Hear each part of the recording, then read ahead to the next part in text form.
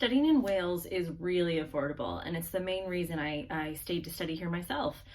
Tuition fees will vary depending on the institution you go to and the program that you choose. So, for example, arts and humanities courses tend to be a little bit less expensive, and the science courses tend to be a bit more expensive because of lab fees and things like that.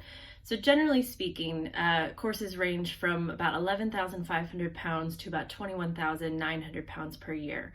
So that's generally roughly, depending on the exchange rate, between about 14,000 US dollars per year to about 25,000 US dollars per year. So the most expensive tuition we offer is about the same, if not way cheaper than most in-state tuition costs. And that's before scholarships. So each university will also have their own scholarships to offer. So for example, I got two from my university, one from my department and one from the international office. That brought my tuition down to 7,000 US dollars per year, which was just insane, completely not comparable to anything that I would have considered in the US, because the schools I was looking at in the US were $48,000 a year and $52,000 a year.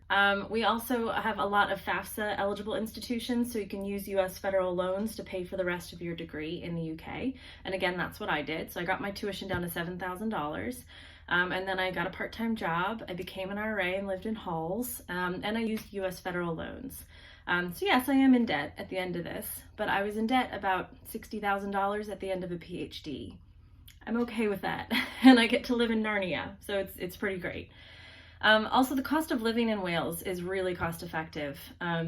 It's much cheaper to live in Wales than London, for sure.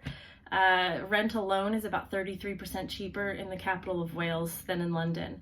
There's a range of accommodation available for every budget.